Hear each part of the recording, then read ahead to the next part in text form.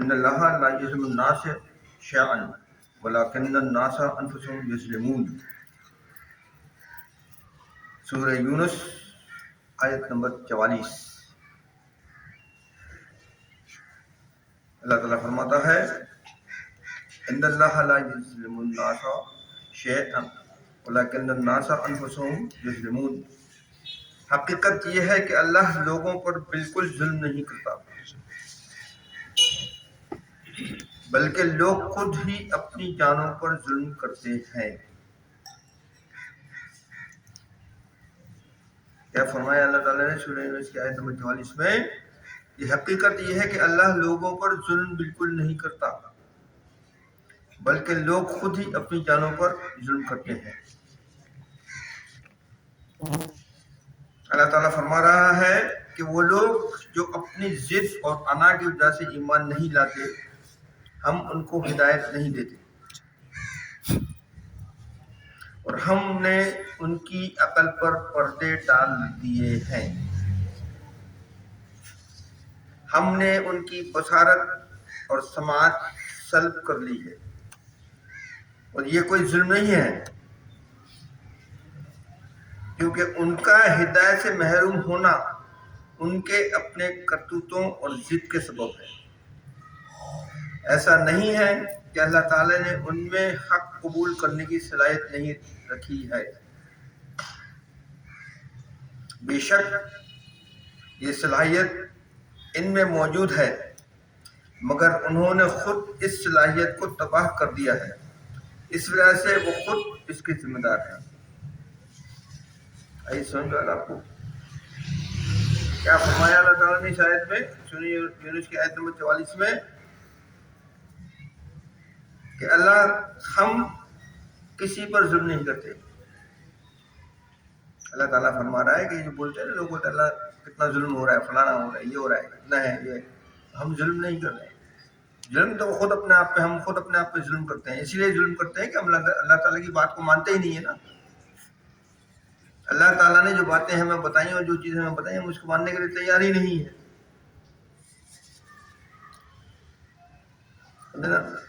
تو اسی لیے ہم کیا کرتے ہیں، جب وہ ہماری باتوں کو نہیں مانتے تو ہم کیا کرتے ہیں، ہم ان کی عقل پہ پردے ڈال دیتے ہیں، ہم ان کی بصارت یعنی آنکھوں کی دیکھنا جو ہے نا وہ بھی چھین لیتے ہیں۔ جب بھی کوئی چیز دیکھیں گے تو کبھی اچھی چیز دیکھیں گے نہیں، غلط ہی نظر آئے گا ان کو چیز۔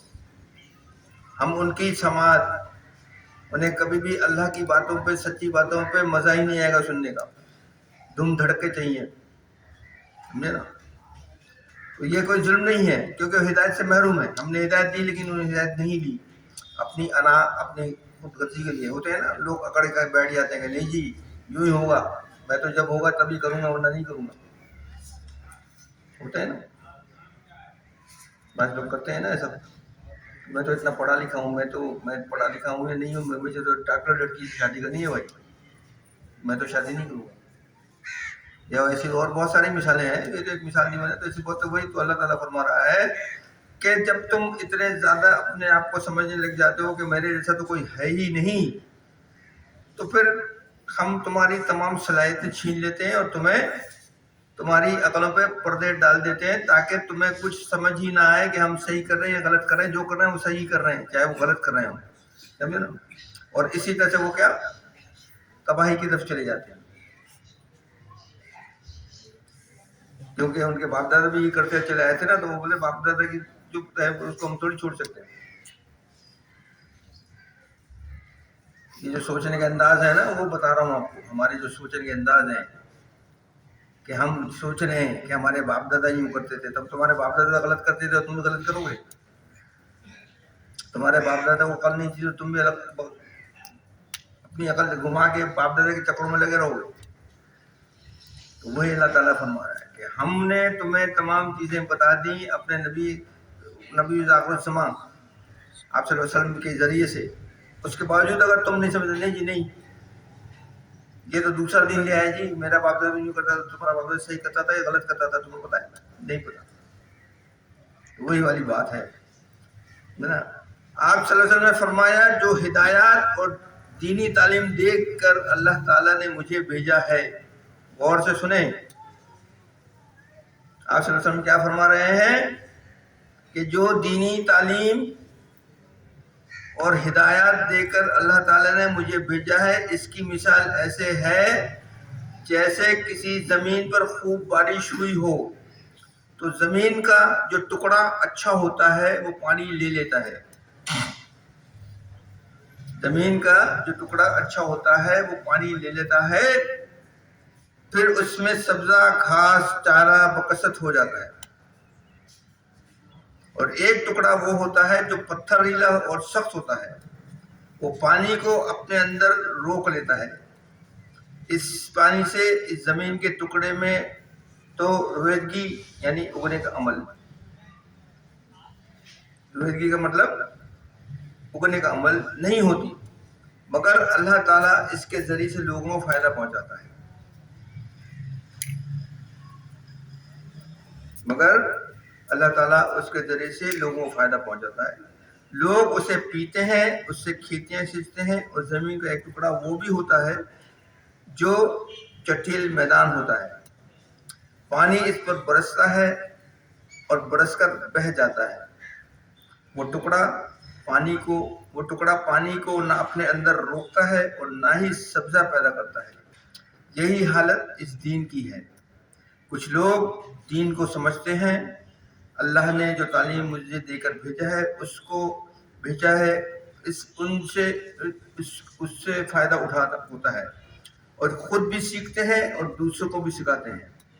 کچھ ایسے لوگ ہوتے ہیں جو دین کی طرف بالکل توجہ ہی نہیں دیتے، سر اٹھا کر بھی نہیں دیکھتے.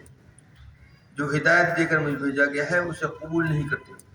یہ حدیث ہے متفق علیہ کی. اب سمجھ میں آئی بات آپ کو؟ کیا فرمایا آپ صلی اللہ علیہ وسلم نے کہ میری مثال، آپ صلی اللہ علیہ وسلم اپنی مثال دے رہے ہیں کہ میری مثال ایسی ہے کہ کچھ حصے پہ زمین کے ایسی ہوتے ہیں جن پہ بارش پڑتی ہے تو وہ بارش سے زمین پانی جذب کر لیتی ہے، اور اس کے بعد قدرت سے بعد اس میں سے پودے پیدا ہوتے ہیں، درخت پیدا ہوتے ہیں، سبزی کے پھلوں کے درخت پیدا ہوتے ہیں. اس سے کیا ہوتا ہے؟ لوگوں کو فائدہ ہوتا ہے. ایک زمین وہ ہوتی ہے جس کے اوپر گرنے سے کچھ پیدا ہی نہیں ہوتا، لیکن وہ کیا ہے کہ وہ پانی جذب نہیں ہوتا، وہ پانی ٹھہر جاتا ہے. مثال کے طور پر تالاب بن گیا، کوئی ایسی چیز بن گئی تو اس میں کیا ہوتا ہے کہ وہ پانی لوگوں کے پینے کے کام میں بھی آتا ہے. اس سے لوگ جو ہیں اپنی حاجات پوری کرتے ہیں، کوئی سبزیاں بوئی کچھ وہ کرتے ہیں، اسے کھیتی باڑی کرتے ہیں، اس پانی سے نہریں بناتے ہیں. اور ایک پانی وہ ہوتا ہے جو کسی کام میں آتا ہی نہیں، وہ پانی اب زمین ایسی وہ ہوتی ہے جو اپنے پاس زمین پانی میں رکھتی ہی نہیں، جیسا چٹیل میدان، وہ سب پانی بہہ جاتا ہے تو اس لیے اس بات کو کچھ ہوتا ہی نہیں. سمجھا نا؟ تو وہی والی بات بتائیے آپ صلی اللہ علیہ وسلم نے کہ کچھ لوگ ایسے ہوتے ہیں جو میری باتیں سنتے ہیں، ان کے دل کو لگتی ہیں تو وہ اسے پکڑ لیتے ہیں. کچھ لوگ وہ ہوتے ہیں اور جب وہ میری باتوں کو پکڑ لیتے ہیں تو اس سے کیا ہوتا ہے؟ ان باتوں سے فائدہ اٹھاتے ہیں، اسے سیکھتے بھی ہیں اور دوسروں کو سکھاتے بھی ہیں. کچھ ایسے ہوتے ہیں جو دین کی طرف توجہ کو، کچھ ایسے ہوتے ہیں جو اس باتوں پر توجہ ہی نہیں دیتے میری باتوں پر. سمجھے نا؟ سر اٹھا کر بھی نہیں دیکھتے. جو ہدایت دیکھ کر مجھے بھیجا گیا اسے قبول ہی نہیں کرتے کہ میں جو یہاں بتا رہا ہوں، جو اللہ تعالیٰ نے مجھے جس سلسلے میں بھیجا ہے، جو راستہ بتانے کے لیے بھیجا ہے، جو ہدایت دی ہے مجھے، میں تمہیں بتا رہا ہوں. وہ لوگ اسے دیکھنے کے لیے بھی تیار نہیں ہوتے ہیں اچھے لوگ بہت سارے. تو وہی بتایا کہ یہ چیز ہے. بعض علماء نے اس آیت مذکورہ کا مطلب یہ بیان کیا ہے کہ ہوش و حواس اور قوت و فہم اللہ کو سلب کر لے اور آلات استدلال سے محروم کر دے اور پھر ہدایت پر چلنے کا حکم دے. ایسا ظلم اللہ نہیں کرتا. ایسے میں بات حسن صاحب گردن تو آپ ہلا رہے ہیں، کیا سمجھیے؟ وہی تو میں کہہ رہا ہوں نا، تو غور سے سنیں. بعض علماء نے اس آیت مذکورہ کا مطلب یہ بیان کیا ہے کہ ہوش و حواس اور قوت فہم کو اللہ سلب کر لے اور آلات استدلال سے محروم کر دے اور پھر ہدایت پر چلنے کا حکم دے. ایسا ظلم اللہ نہیں کرتا. اللہ تعالیٰ نے آپ کو دیکھنے کی صلاحیت دی، آپ کو سننے کی صلاحیت دی، آپ کو بولنے کی صلاحیت دی، آپ کو سونگھنے کی صلاحیت دی، آپ کو عقل دی. یہ سب دینے کے بعد وہ آپ کو بتا رہا ہے آپ کہ میں نے تمہیں اپنے نبیوں کے ذریعے، اپنے پیغام کے ذریعے تمہیں میں نے پیغام بھیجا، اس کے باوجود تم نہیں سنتے. تو ظلم کون کر رہا ہے؟ میں اپنے آپ پہ ظلم کر کے، یہ سب چیزیں میرے اندر موجود ہیں، میں سمجھ بھی سکتا ہوں، میں سن بھی سکتا ہوں، میں دیکھ بھی سکتا ہوں اور عمل بھی کر سکتا ہوں، لیکن میں نہیں کرنا چاہتا.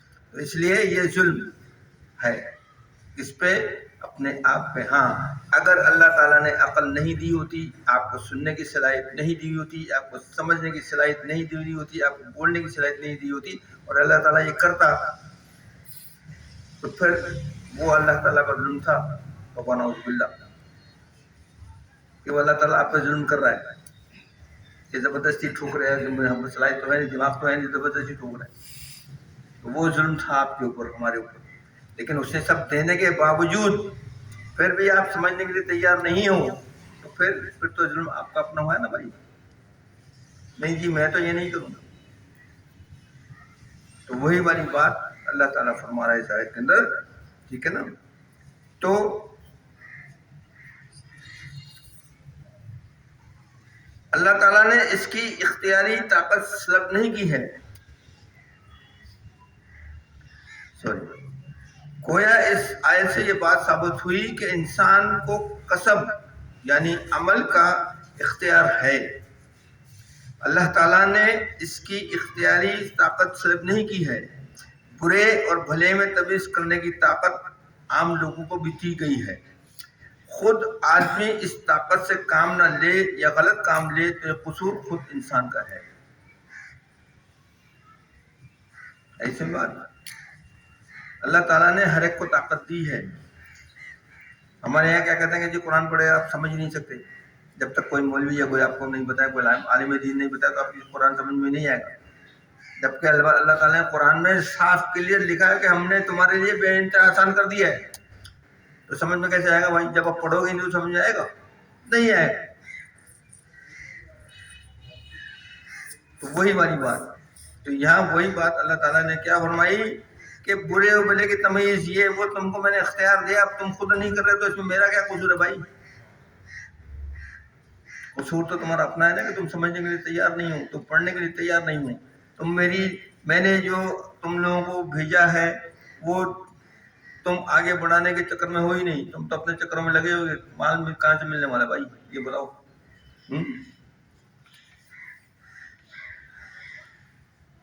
اور پھر ہر ایک کو دی ہے یہ صلاحیت.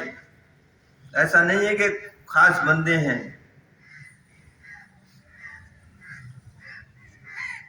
خاص بندوں کو یہ صلاحیت دی ہو نا، ایسا نہیں.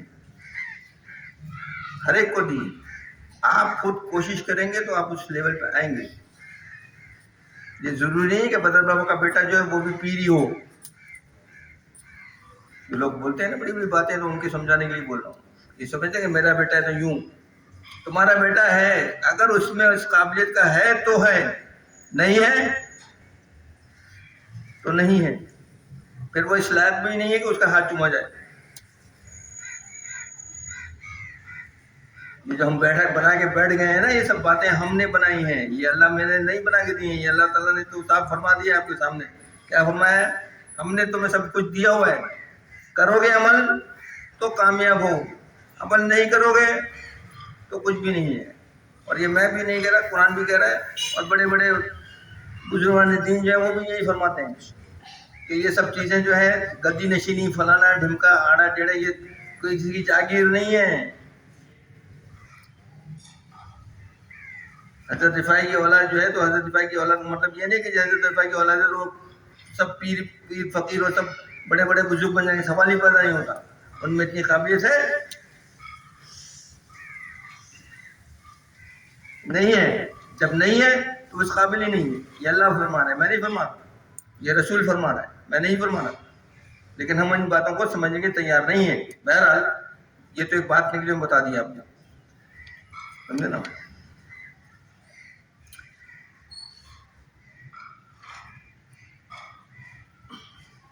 یعنی عمل کا اختیار ہے. اللہ تعالیٰ اس کی اختیاری طاقت سلب نہیں کی ہے.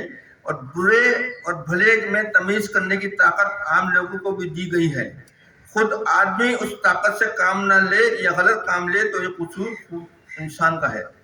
اس سے فرقہ جبریہ کے قول کی تردید ہوتی ہے، جو انسان کو پتھر کی طرح بے بس اور مجبور جانتے ہیں۔ یہ بھی ہو سکتا ہے کہ منکر نبوت و قرآن کو اس آیت میں عذاب کی وعید ہو کہ قیامت کے دن جس عذاب میں گرفتار ہوں گے وہ ان پر ظلم نہ ہوگا۔ اس آیت میں جو سمجھانے کی بات ہے، اللہ تعالیٰ جو بتا رہا ہے وہ یہ بتا رہا ہے سمجھانے کے لیے آپ کو کہ یہ سب قصور انسان کا ہے، ہم نے سب دے دیا، تمہیں بتا بھی دیا، تم یہ سمجھ رہے ہو کہ شاید ہم جبراً تم کو کوئی سزا دیں گے روز محشر، تو ایسا نہیں ہے۔ اس لیے کہ تم کو اختیار دیا ہے، تم کس راستے پہ جانا چاہتے ہو یہ تمہاری چوائس ہے۔ تم اچھے راستے پہ جانا چاہتے ہو یا برے راستے پہ جانا چاہتے ہو، یہ تمہاری چوائس ہے۔